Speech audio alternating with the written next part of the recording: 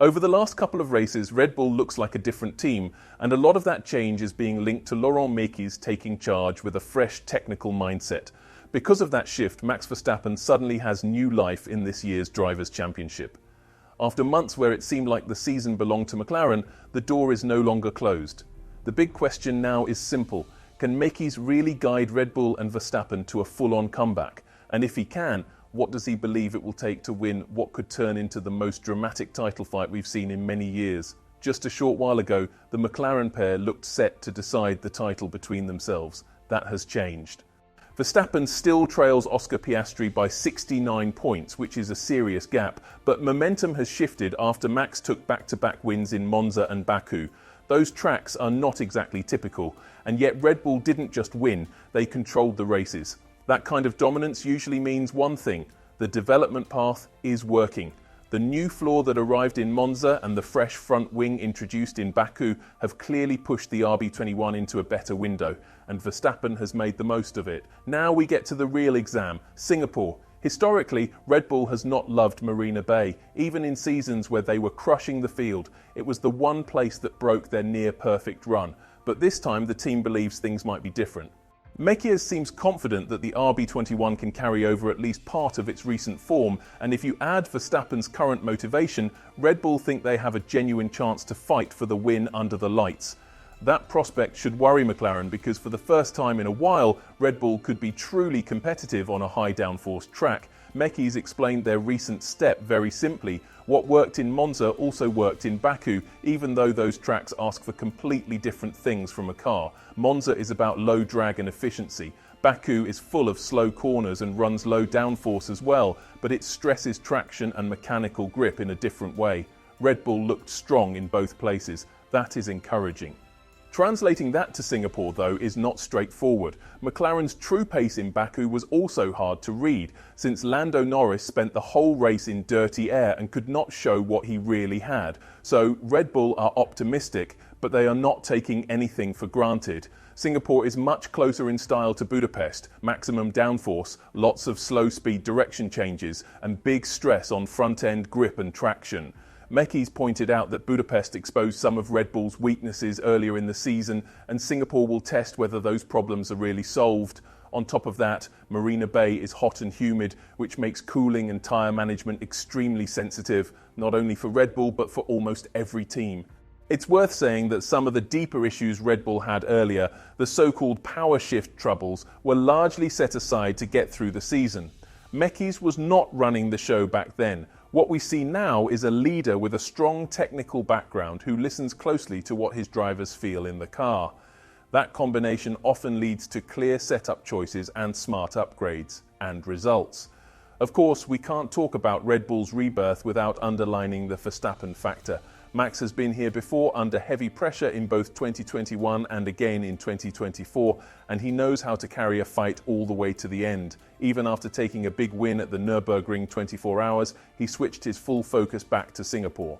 His plan is simple: chip away at the gap, one race at a time. Ideally, he wants to outscore Norris by 6 points and Piastri by 10 in Singapore. Anything more than that is a bonus. As Toto Wolff noted, a single DNF for Piastri could flip the entire math of the championship. Nobody is planning on that, and it's not something to wish for, but it's a reminder of how thin the margins can be. For now, the respectful view is to see how the intense battle inside McLaren unfolds while Red Bull try to keep winning. Verstappen himself is calm and realistic about what Singapore demands. That track can be brutal, and the level of physical strain depends a lot on how the car behaves. If the balance is poor, you're fighting the car at every corner, and the heat makes it even tougher. If the car is planted and predictable, you can manage your pace and your body better. Either way, it is always hot, always sweaty, and you have to prepare accordingly. We will find out soon whether the RB21 is truly friendly enough to let Max push without burning himself out. All of this means McLaren must be smart with how they handle their drivers.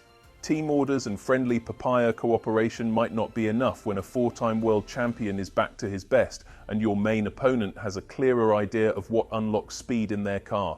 Pressure is a real thing, and Verstappen has lived in it for multiple title seasons. Norris and Piastri have been brilliant, but they have not yet fought a championship duel under this much scrutiny against a driver like Max. That's why this title is far from settled. McLaren's leadership knows it. Zak Brown made it clear they are keeping an eye on Verstappen. He also reminded everyone that their constructors' standing looks strong. They even had a chance to seal it in Baku, and they will try again in Singapore. But the tone has changed from "our drivers will decide it" to "watch out for Max." There is also a strategic point that will shape how McLaren race each other now that Verstappen is back in the winner's circle. The point swing between P1 and P2 is 8 points, while the gap between P2 and P3 is only 3. So if Max is up front and the McLaren pair are behind him, the difference between finishing second or third is small compared to the hit of missing the win.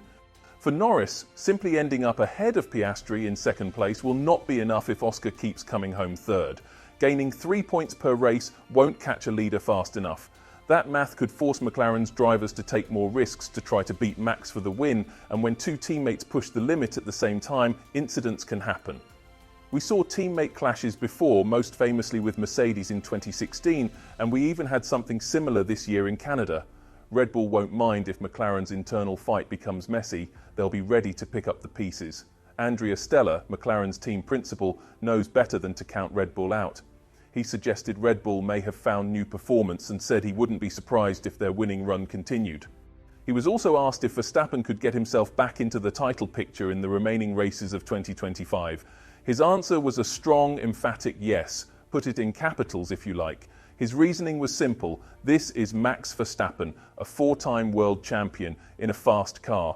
Some tracks will suit McLaren, but others won't. And on those days, Red Bull and Max will be right there. So, here we are. Red Bull are back in the fight, and the championship narrative has been shaken up in the best possible way. Verstappen carries the momentum and a big portion of the fan support. If he can complete this comeback and take a 5th straight title, it would lock in his legacy as one of the all-time greats of the sport. He is not there yet, and Singapore will tell us a lot about whether this surge is real on all types of circuits, not just the outliers. But for the first time in months, you can feel the belief inside Red Bull, and you can feel the nerves rising at McLaren. Now it's over to you. How do you see this three-way fight shaping up? Verstappen versus Norris and Piastri. Do you think Mekies has truly changed Red Bull's direction at a moment when many thought the Austrian team needed a longer rebuild? Whatever your answer, the next races are going to be must-watch. The margins are tight, the stakes are huge, and one decisive weekend could flip everything again. Singapore is the next checkpoint. If Red Bull pass it, the title race might just be on fire all the way to the final flag. Thank you for watching. If you liked the video, subscribe to the channel and leave a comment below. See you in the next video.